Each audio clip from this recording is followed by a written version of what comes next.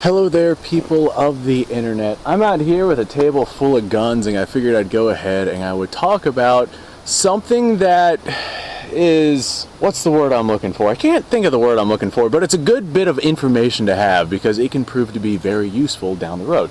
So I have a bunch of stuff out here. I have modern stuff, I have older stuff, and then I have like really old stuff in terms of like technology wise, right? So one of the things I have out here is my 38 357 Rossi R92. I actually delve into lever action history significantly in some of my other lever action videos. I recommend that you go check those out because I go quite in depth. So I'm not going to go in depth on the history behind these lever actions like I did in those other videos. What I am going to talk about, however, is the cartridges that they fire. Straight wall cartridges in particular. I want to go ahead and talk about the usefulness of having a straight wall cartridge, especially if you are talking about some kind of frontier or survivalist situation. Having a straight wall cartridge can definitely be much more helpful than a cartridge that has a neck on it. Like, hold on, I have an example out here. I have some 7.62 by 54 rimmed that have a neck on it just like that. Straight wall cartridges can be a much better friend to you if you're living on the frontier than a cartridge that has a neck on it. So 357/38 Special is obviously a straight wall cartridge. However, it has this big rim on it, and that is important because 38/357 head spaces on the rim of the cartridge as opposed to the neck of the cartridge like a lot of other cartridges would headspace on. If we're talking about non-straight wall cartridges, let me go ahead and just toss this on before I forget about it. I'm in a forgetful mood, and I'll end up blasting off rounds, and then I'll be like, I'm not wearing hearing protection. However, back on to topic. Straight wall cartridges are cartridges that can be very easily reloaded. They have a lot more tolerance behind them, especially ones that headspace on the rim of the cartridge versus the neck of the cartridge. They have a lot more tolerance behind them in terms of trimming them and sizing them. Now, of course, you still have to trim and size them to appropriate lengths, but if you are in a situation where you don't have access to the tools or technology to do it, you can get away with not doing it for a lot longer than you could get away with not doing it with cartridges that have necks on them, just due to whenever a cartridge fires, the brass expands slightly, and over time, that expansion causes the case to actually stretch. Now, that being said, the 357 Magnum is significantly longer than the 38 Special. So if you have 38 Special, 357 Magnum firearm, that brass can stretch quite a ways before you start running into issues. In fact, it's probably going to stretch to the point of the brass actually failing versus you having some kind of headspace catastrophic issue with the rifle itself. That's one of the things I really like about straight wall cartridges, especially 38 out of a 357 Magnum. You can fire a 38 Special many times out of a 357 Magnum before you have to worry about any significant issues with sizing, just because of the way that the chamber of a 357 is designed. It is designed for that longer cartridge, so that is a lot of stretching that the 38 Special is able to do. In fact, your brass will probably crack and fail long before you reach 357 Magnum lengths.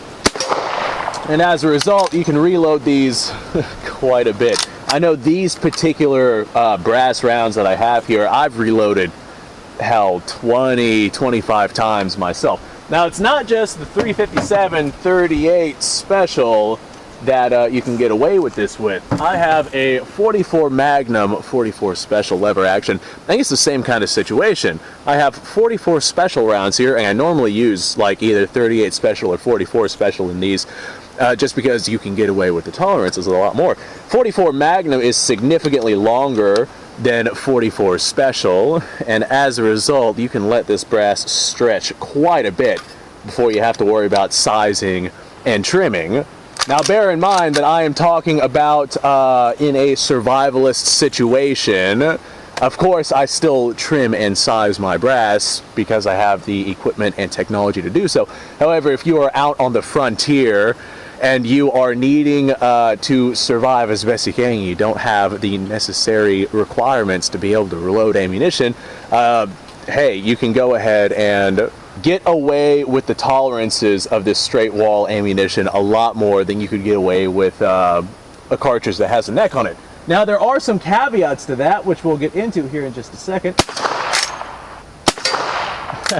I actually really like this 44. The 44 special rounds that I'm firing here are cowboy loads by, I think it's Steinell. I might be wrong on that. But they're not very potent rounds.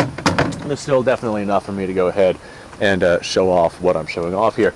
Now, this 44 special 44 Magnum also headspaces on the rim of the cartridge. We'll go ahead and talk about some of the issues of straight wall cartridges that do not headspace on the rim. Now, I want to go ahead and say, just full on caveat here, there are also cartridges out there that are straight wall that still headspace on the rim of the cartridge that are not considered to be pistol rounds. This is a 4570. I have this particularly loaded for my trapdoor Springfield here. It's not a very potent round at all. This right here is, well, probably about 44 Magnum velocities, which is plenty for range plinking down here. All right, that's still a pretty potent cartridge. All right, favorite part, yeet. Oh, I didn't catch it. I tried though. This right here is, well, this particular round, not really, just due to the velocities I have it loaded at. This right here is very much a rifle cartridge, 4570. Supposed to be a 405 grain bullet with 70 grains of black powder behind it, the original 4570. That was fired out of these trapdoor Springfields. That was a smokeless powder round that I just fired out of this thing just for, you know, ease, so I don't have to worry about cleaning the rifle. It had roughly the same power as a 44 Magnum. It was pretty underpowered in comparison to what a 4570 is supposed to be. That also headspaces on the rim of the cartridge, and as a result, just with the way that the head spacing is designed in that, this cartridge case could stretch out to further distances than you would want to stretch out something that has the neck or a neck on it. Like, for example, this right here, just with where this head space is, well, not this particular round, 7.62 by 54 rim, that's a whole ball game in itself, but let's say we were talking about something like 308. Normally, those rounds headspace directly on the neck, and as you get the brass expansion and the brass basically stretching itself out, that will eventually throw your headspace off. Unlike the rim of a cartridge, you fire the round that has a straight wall cartridge that headspaces on the rim, and you have a lot less issues with the brass actually stretching. Now, like I was saying, there are some caveats to that. Something like 9mm, which is a straight wall cartridge, you'll notice that the rim on it is actually flush with the case of the cartridge itself, so that makes this a rimless cartridge. This does not headspace on the rim of the cartridge like other straight wall cartridges do that have a rim on it.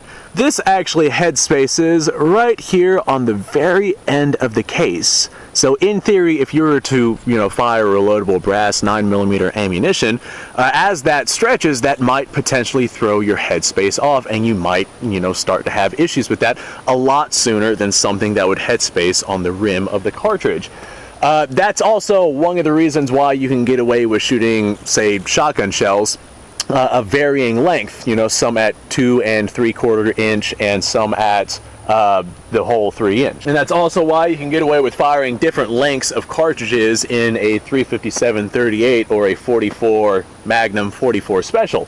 They headspace just differently than other things that headspace, and you oftentimes see that on a straight wall cartridge that has a rim on it. You don't really see that with straight wall cartridges that do not have a rim on it, because like the 9mm or say the 45 or something like that, they actually headspace on the very end of the cartridge, and as that expands, as you shoot the brass and it expands, you will have to trim that much sooner than you would have to trim something like a 38 Special if you're shooting it from a 357 Magnum. Now, I feel like I've already said this, but I'm going to go ahead and say it again. This is not me telling you, you know, hey, you don't have to trim and size these projectiles, because you very much do. This is me telling you, hey, you can get away with having a lot less tolerances with these projectiles than ones that headspace, you know, not on a rim. And if you are in an end of the world situation, you can just get away with a lot more using that than something that headspaces on the neck of a cartridge. or in the 9mm case or 45 or something like that, headspace is on the end of the case itself. If you look at a 9mm, you can actually see where the case itself steps down just slightly before it reaches the bullet itself, and that is where the firearm headspace is on that particular cartridge. So in theory, those rounds I just fired, if they were reloadable brass ammunition, if I wanted to go through and reload that ammunition, I would have to size it and trim it and whatnot to make sure that it headspaces properly inside of the firearm, because now that I fired it, if it was brass, I'm sure steel still does it, but not as effectively as brass. If it was brass, it would have expanded just slightly. I'm sure that you could get away with not trimming it, you know, 1, 2, maybe 3 times, but that's probably really pushing it with these pistol cartridges just because they don't have a lot of pressure behind them. However, something like my 38 and a 357, just because of how it headspaces on the rim, it doesn't matter how much that brass stretches as long as it stays within the lengths that the rifle was designed to handle. I wouldn't let it stretch past 357 Magnum lengths, but you could get away with just having a little bit more play behind those cartridges. Not something I'd recommend doing on a regular basis, but it is something that you could do in a survivalist situation. That's why these straight wall cartridges are so good for, what would I call it, apocalyptic situations. In the event that you do not have any resupply, you can reload these much easier than you could something that has that headspaces on a neck or on the very end of a cartridge case, just because of the way that the rifles are designed. All right, well, ladies and gentlemen, thank you ever so much. This was just a little piece of information I wanted to share in regards to my mindset whenever it comes to these cartridges. I know everybody has like their go-to SHTF rifle, and they're, you know, like, hey, 308, or hey, 223, or hey, XYZ, insert your cartridge here. And I'm over here, I mean, I have my defensive firearms and whatnot. This right here, well, basically any of my straight wall cartridges are my, what I would consider survivalist rifles, simply because they can be reloaded basically indefinitely, especially if you're loading at low pressures. You load at low pressures and you have a lot less brass expansion. So thanks for watching, folks. Let me know what you guys' thoughts are down below.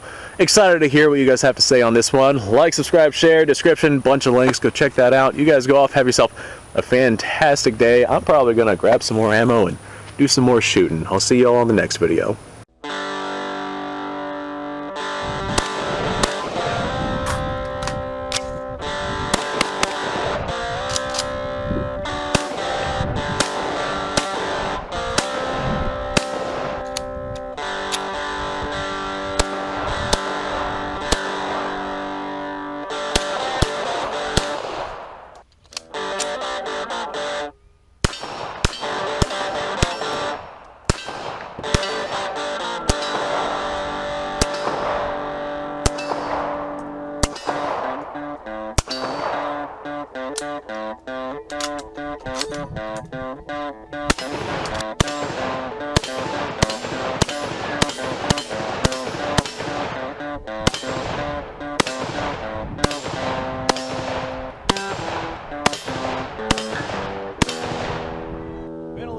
Since I've done this.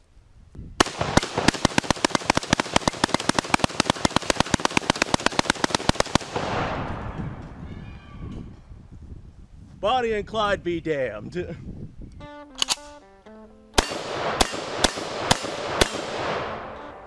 Poor man's Garen.